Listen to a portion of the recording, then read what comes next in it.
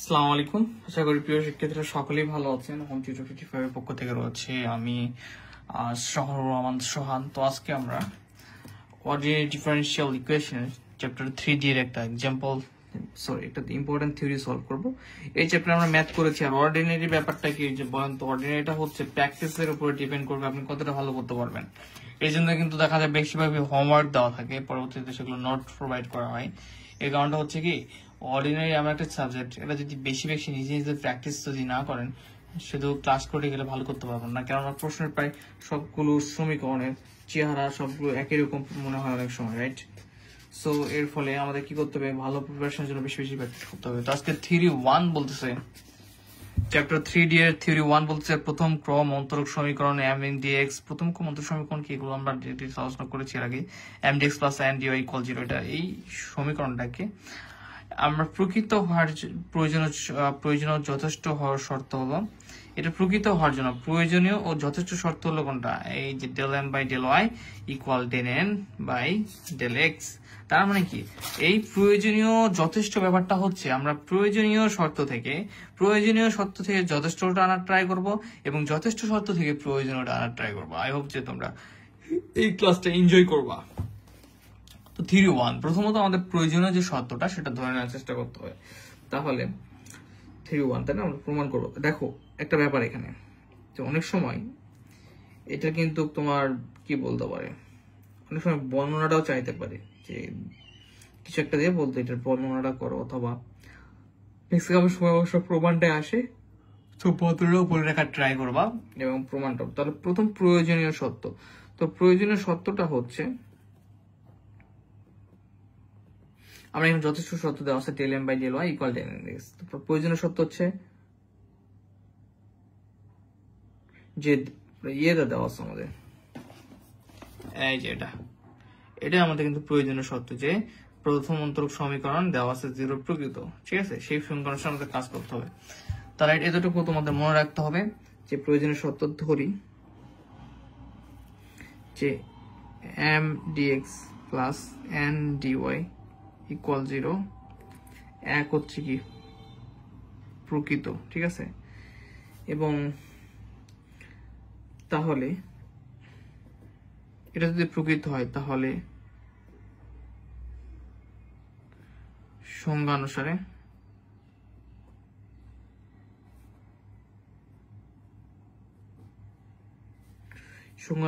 একটি এবং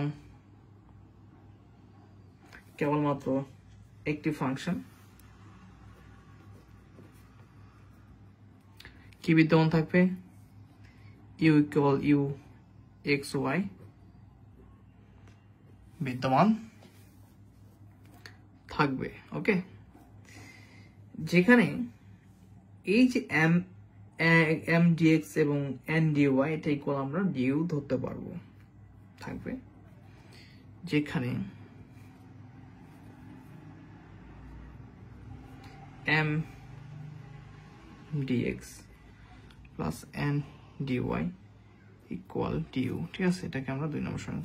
দেখো এরকম অংশটাকে তোমরা পুরোপুরি ধরে নিতে হবে যে m dx n dy হচ্ছে একটা প্রকৃত, তাহলে সংজ্ঞা অনুসারে এটা প্রকৃত হয়, একটি কেবলমাত্র একটি ফাংশন u x y বিদ্যমান থাকবে, যেখানে m dx plus n dy equal আমাদেরকে du। এই du এর ক্ষেত্রে আমরা আবার এটা সূত্র জানি, কিন্তু এই duটাকে আবার লেখা যায় এভাবে, যে del u del x dx plus del u del y dy। ওকে, এটাকে আমরা 3 নম্বর সমীকরণ দিলাম। দেখো এখন ঘটনা হচ্ছে, এখানে u এর জায়গায় যদি অন্য কিছু থাকে, সাপোজ ধরো যে একটা ফাই রয়েছে, তাহলে কি হবে, এখানে del phi del x dx del phi del y dy, এই u এর এখানে যেটা থাকবে সে উড়ে যায়, যেখানে u বসেছে সেই জায়গাটা থাকবে, কারণ পরবর্তীতে এটা আমাদের লাগবে থেকে বললাম। এখন দেখো এটা মনে রাখবে, এটা মনে রাখতে হবে। এখন দেখো এই 2 এবং 3 হতে আমরা কি পাবো, এই 2 এবং 3 আমরা কি করব, তুলনা করার চেষ্টা করব। এখন 2 ও 3 হতে পাই, তো এদের মধ্যে যদি তুলনা করি, তাহলে দেখো এখানে dx, রাইট?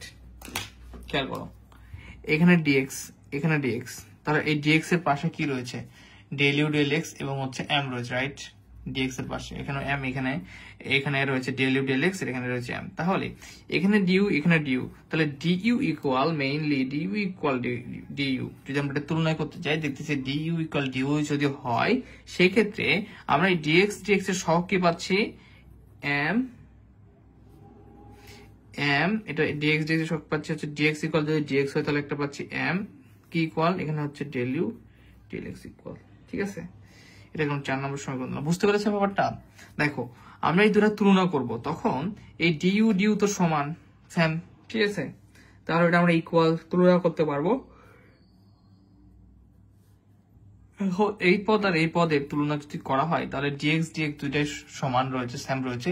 সো ডিএক্স এর যে ভ্যালুগুলো রয়েছে সেটা ইকুয়াল, সেটা আমরা লিখতে পারবো। দেখলাম। আবার এখানে তাকাও, ডিওয়াই ডিওয়াই, তো এটা এন ইকুয়াল, এখানে ডিওয়াই এখানে ডিওয়াই, তাহলে এন ইকুয়াল কি লিখতে পারবো আমরা? Del u del y. তুলনা করতেছি যেহেতু ডিওয়াই ডিওয়াই সেম, এর সহগগুলো এখন লিখতে পারবো।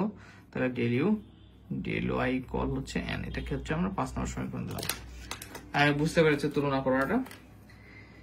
আচ্ছা, এখন যেহেতু আমাদের একটা শর্ত রয়েছে, আবার তো উপপাদ্যগুলো এরকমই, উপপাদ্যগুলো কি ম্যাথ থেকে আসে। ম্যাথ যখন ভালো বুঝতে পারবা তখন ব্যাপারগুলো বুঝতে পারবা, কারণ এটা হচ্ছে গাণিতিক না, এটা হচ্ছে কি থিওরিটিক্যাল ব্যাপার স্যাপার। তো হচ্ছে del square u del y del x যে কথা, এখানে আমরা এইরকম করি ডেল স্কয়ার ইউ, একই কথা হবে কিনা সেটা তোমাকে আমি বলছি। দেখো del square u del x del y, দেখো এটাকে এই ওয়াই এর সাপেক্ষে রূপান্তরিত করছি, তারপর এক্স এর সাপেক্ষে, কেন এক্স এর সাপেক্ষে ওয়াই এর সাপেক্ষে। তো আমরা এই দুইটা হচ্ছে ইকুয়াল লিখতে পারি আমাদের নির্দিষ্ট একটা শর্ত অনুযায়ী, এটা ইকুয়ালটা লেখা যায় যেহেতু, ঠিক আছে? মানে এটা সমান এটা একটা নির্দিষ্ট একটা শর্ত রয়েছে, del square u by del y del x এবং del square u by del x del y, দুটো আমরা শর্ত লিখতে পারি। তাহলে এখানে একটু দেখো, আমরা ডেল ডেল ওয়াইটাকে রেখে দিলাম, এখানে ডেল স্কয়ার মানে কয়টা ডেল রয়েছে? দুইটা ডেল, ডেল ইন্টু ডেল, তাহলে এটাকে রেখে দিলাম। তাহলে দেখো এখানে ডেল আর ডেল ওয়াই চলে, তাহলে আরেকটা ডেল আছে, এখানে ইউ রয়েছে, নিচে ডেল এক্স রয়েছে ইকুয়াল। এখানে দেখো আমরা ডেল এবং ডেল এক্সটাকে রেখে দিলাম, এবং এখানে তাহলে আরেকটা ডেল রয়েছে, এখানে একটা ইউ রয়েছে, তাহলে এখানে নিচে রয়েছে ওয়াই। সুন্দর, রাইট? হয়তো তোমরা দেখতে পাওনি নিচে থাকার কারণে, একটু দেখে নিলাম। আচ্ছা, এর আমরা কি করতে পারি? খুবই ফাংশনাল চিন্তা ভাবনা করো, ডেল ইউ ডেল এক্স, এখানে রয়েছে del u del x equal m, তাহলে আমরা এমটা বসিয়ে দিতে পারবো। এখানে ডেল ইউ ডেল ওয়াই রয়েছে কি এন, তাহলে এখানে আমরা এন বসিয়ে দেবো। তাহলে এখানে আমাদের আসবে ডেল এম বাই হচ্ছে এই পুরোটার ভ্যালু বসালাম, আর এখানে থাকবে ডেল ওয়াই, এখানে থাকবে ডেল, এটা পুরোটা ভ্যালু কি আমাদের এন, তাহলে এন বাই হচ্ছে ডেল এক্স। তো দেখো আমাদের যে শর্ত ছিল, যে যথেষ্ট শর্ত ছিল, সেটা পেয়ে গেছি আমরা। এই যে del m by del y equal del, কোথা থেকে পেলাম? আমাদের যে প্রয়োজনীয় শর্তটা দেওয়া ছিল, প্রয়োজনীয় শর্তটা থেকে আমরা যথেষ্ট শর্ততে আসতে পারছি। এখন আমাদের যদি যথেষ্ট শর্ত থেকে আমরা প্রয়োজনীয় শর্ততে যেতে পারি, তাহলে আমাদের কি এটা প্রুফ হয়ে যাবে। এবং সুতরাং এক হচ্ছে প্রকৃত হলে, এই যে এক যে প্রকৃত হলে এই 6 নং শর্তটা পালন করতে হবে, সেটা আমরা দেখতে পেরেছি। আর তোমরা এখানে দিতে পারো যে আমরা এটা কোথা থেকে পেলাম, আমরা 4 ও 5, যেহেতু 4 ও 5 এর সাহায্যে দিতে পারো যদি তোমাদের প্রয়োজন পড়ে, তোমাদের টিচার এমনিতে বুঝতে পারবে, ঠিক আছে, যে এখানে কি ঘটনা ঘটেছে, মানটা বসাইছে। তো এখন আমরা কি করবো বলেন? আমরা এখানে যে লিখবো, সুতরাং এক প্রকৃত হলে ইহা 6 নং শর্তটাকে মেনে চলবে বা পালন করবে, মানে বইয়ের মতো হয়ে দিচ্ছি। তো শেষ এটা। এখন আমাদের যথেষ্ট শর্ত কি ছিল, সেখান থেকে একটু প্রয়োজনীয় শর্ততে যাওয়ার চেষ্টা করব। যথেষ্ট শর্ত কি ছিল, যে ধরি যে del m by del y equal হচ্ছে del m by del x. আমাদের দেখো এই এখন যথেষ্ট শর্ত ছিল del m by del y equal হচ্ছে ডেল এন বাই হচ্ছে ডেল এক্স, ঠিক আছে, রাইট? এবং এটা থেকে আমরা কোথায় যাওয়ার চেষ্টা করবো? এটা থেকে আমাদের যেতে হবে আমাদের প্রয়োজনীয় শর্ততে, তাহলে আমরা বুঝতে পারবো যে আমাদের থিওরিটা ঠিক আছে। তো এখানে যাওয়ার জন্য আমাদের একটু দীর্ঘ পথ পাড়ি দিতে হবে, আর একটু এই পথটা একটু আমাদের কঠিন পথ হতে চলেছে। তো আবার ধরি যে ফাই ইকুয়াল, এটা একটা আমাদের আংশিক ইন্টিগ্রেশনের শর্ত, যে del integral n dx plus f y, এটা হচ্ছে আমাদের আংশিক ইন্টিগ্রেশনের শর্ত, তো তোমরা মনে রাখতে হবে, ঠিক আছে। এখন এখানে আমরা এটাকে যদি 8 নম্বর সমীকরণ দিই, 8 নম্বর সমীকরণ থেকে আমরা কি পেতে পারি? দেখো, এটা ইন্টিগ্রেশন একটা শর্ত, কি পেতে পারি mainly del phi by del x, মানে এক্স এর সাপেক্ষে যদি আমরা এটাকে অন্তরীকরণ করি তাহলে কি পাবো? একটু কমন চিন্তা ভাবনা করো, একদমই আমি অন্য খাতা ইউজ করতেছি না। আমরা জানি কি ইন্টিগ্রেশনের সঙ্গে যদি অন্তরীকরণ করা হয়, ইন্টিগ্রেশনের অন্তরীকরণ কেটে যায়।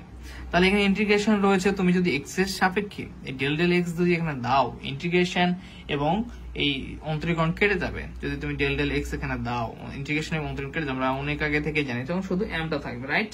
আর এখানে এফ ওয়াইটা হচ্ছে ধ্রুবক, তুমি এক্স এর সাপেক্ষে এফ ওয়াইটা ধ্রুবক, এফ ওয়াই কে তুমি ইন্টিগ্রেশন অন্তরীকরণ করো, এখানে 0 হয়ে যাবে। এখানে ইন্টিগ্রেশন অন্তরীকরণ একসাথে থাকার কারণে কেটে গেল, শুধু এম থাকলো, এখানে পরের পার্টটা 0 হয়ে যাবে। এটাকে আমরা 9 নাম্বার সমীকরণ দিলাম। এবং সেই সাথে সাথে 9 নাম্বারটা কেমন বলতো? 9 নাম্বারটা হবে, সরি 9 নাম্বার হতে একে আমাদের আরেকবার অন্তরীকরণ করতে হবে। সেক্ষেত্রে কি করবো আমরা? Del square phi del y del x. মজার ব্যাপার হচ্ছে এর আগে আমরা এটাকে এক্স এর সাপেক্ষে অন্তরীকরণ করলাম, এখন এই 9 নাম্বারটাকে আবার আমাদের ওয়াই সাপেক্ষে করতে হবে। যেহেতু আরেকবার অন্তরীকরণ করতে সেখানে ডেল স্কোয়ার, আর এই পুরোটাকে হচ্ছে কার সাপেক্ষে? ওয়াই সাপেক্ষে, del y del x phi. তাহলে তুমি এখানে যখন ওয়াই সাপেক্ষে করবা, এটা তুমি যেহেতু একবার অন্তরীকরণটা পেয়েছো, এখন ওয়াই সাপেক্ষে রেখে আরেকবার অন্তরীকরণ করো, তাহলে del m by del y রেখে দিলাম। তার মানে কি এটাকে আমরা অন্তরীকরণ করলাম আরেকবার কার সাপেক্ষে? ওয়াই সাপেক্ষে, এই যে বোঝা যাচ্ছে। 10 নম্বর সমীকরণ দিলাম। ওকে, খুবই ব্যাপার স্যাপার, এখন আমরা সুন্দরভাবে আগায় যাওয়ার চেষ্টা করতেছি। এখন দেখো, আমরা এই del m by del y কি পেলাম? Del square phi by del x del y, বা হচ্ছে আমরা এভাবে চিন্তা করতে পারি। আমরা একটু আগে দেখেছি একটা ঘটনা, যে এইটা ইকুয়াল আর হচ্ছে, আমি লিখতেছি দাঁড়াও, এখন 7 এবং 10-এর সাহায্যে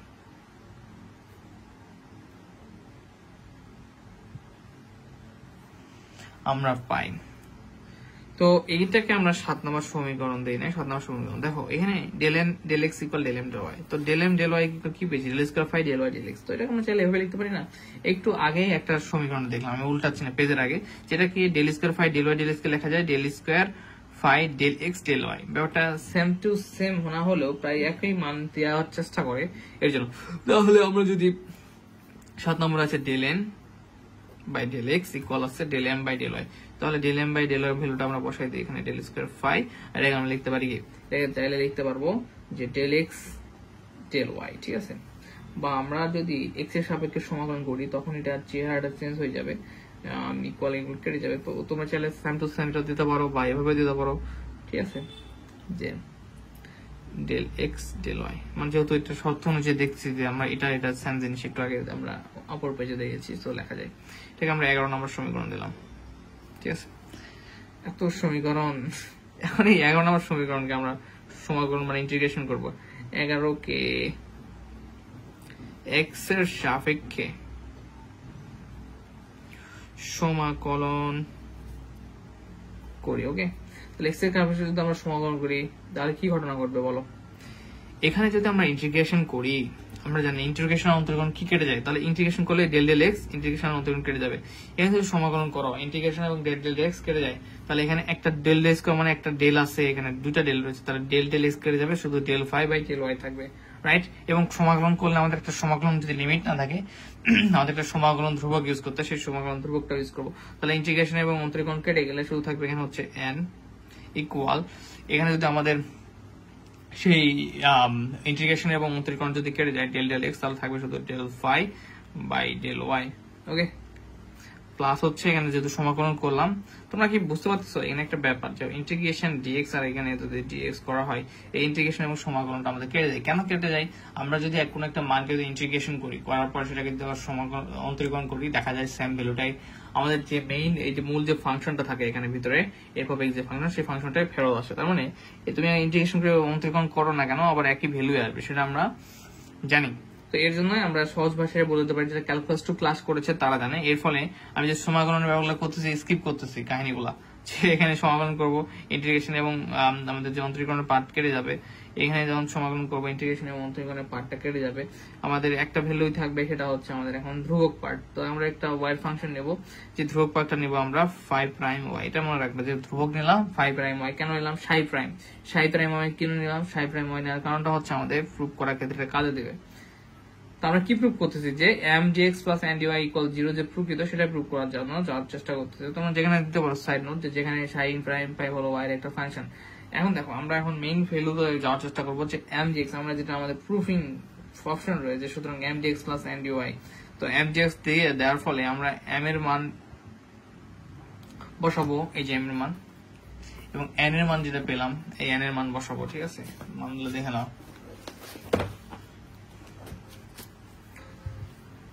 সুতরাং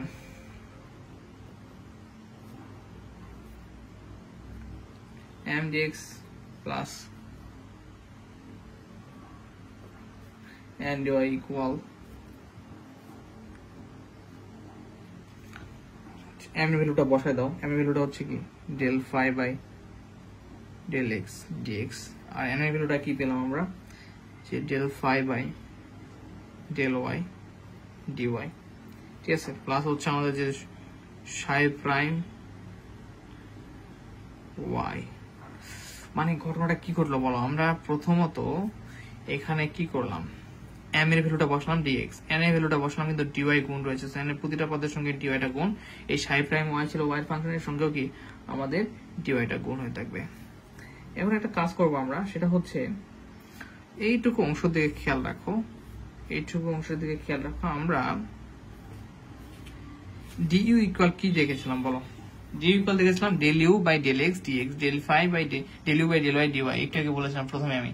তাহলে এটা কি del phi রয়েছে, del phi by del x dx, del phi by del y dy। তাহলে এটাকে আমরা লিখতে পারবো কি d phi লিখতে পারবো। ঠিক আছে, যদি একটা f এর ফাংশন হতো, f থাকতো যদি এই দুই জায়গায়, তাহলে df লিখতে পারতাম, মানে f এর ফাংশন। সো এটাকে আমরা কি লিখতে পারবো, যে del phi by del x dx, del phi by del y dy, এটা থাকার কারণে আমরা এখানে লিখতে পারবো d phi। ঠিক আছে, প্লাস এখানে আছে হচ্ছে phi সাই প্রাইম y dy। তো এখান থেকে আমরা এমন একটা চমকপ্রদ কাজ করব, যে এখান থেকে ডিটাকে রেখে দেবো এখানে সাই, প্লাস এখানে হচ্ছে phi, এখানে সাই y। মানে ঘটনাটা হচ্ছে তুই যখন এই ভিতরে অন্তরীকরণটা দিয়ে দিবা, তখন d phi হয়ে যাবে। যখন অন্তরীকরণের পার্টটা ঢুকাই দিবা, দেখো অন্তরীকরণের পার্টটা ঢুকাই দিলে এখানে অন্তরীকরণ করলে এটা হয়ে যাবে সাই প্রাইম, একবার অন্তরীকরণ করলে সাই প্রাইম y, আর যে ওয়াইটা থাকবে তাকে আরেকবার অন্তরীকরণ, যার সাথে অন্তরীকরণ করছো সেটা দিতে হবে dy এরকম। মানে এটা মানে আসবে কি সাই প্রাইম y, এবং যার সাথে করছে y সাথে dy। তো ঘটনা হচ্ছে, সো আমরা কমন নিয়ে এবারটা এভাবে করে দিলাম যাতে সহজে বুঝতে পারা যায়। এবং মেইন কথা হচ্ছে যে এই ভ্যালুটার মান হচ্ছে 0 হয়ে যায়, এই ভ্যালুটার মানটা কি হয়ে যায় 0 হয়ে যায়। এর জন্য আমরা এটা করলাম, এবং এতটুকুর মান তুমি এখন 0 লিখে দিতে পারবা। এই অংশটার ভ্যালু 0 এর সমান, যার ফলে এখন আমরা যে কাজটা করতে পারবো, যে এখানে 0 বসে দিতে পারবো, কোনো সমস্যা নেই। আর সবচেয়ে ভালো ব্যাপার যে প্রয়োজনীয় শর্তটা আমাদের যে ব্যাপারটা হচ্ছে, যেটা পুরো ব্যাপারটা হচ্ছে 0 এর সমান ধরেই আমরা কাজ করব। সো এটা হচ্ছে আমাদের 0 এর সমান একটা মান। সো এখানে আমাদের অতএব m dx plus n dy equal হচ্ছে 0, এবং এটা হচ্ছে প্রকৃত লিখে দেব। তাহলে এটা হচ্ছে প্রুফ। কত সহজ ছিল দেখো। মানে মেইনলি ঘটনাটা কি ঘটবে, যে আমাদের প্রয়োজনীয় শর্ত থেকে যথেষ্টতে আসতে হবে, যথেষ্ট শর্ত থেকে প্রয়োজনীয়তা যেতে হবে। এটা হচ্ছে মেইন কাহিনী। তো আশা করি বুঝতে পেরেছো, সবাই কমেন্ট করবা যে বুঝতে পারলে কিনা। থিওরিটিক্যালি কিছু কিছু ব্যাপার মনে রাখতে হয়। সো যে ব্যাপারগুলো মনে রাখার মতো মনে রাখবা। আসসালামু আলাইকুম।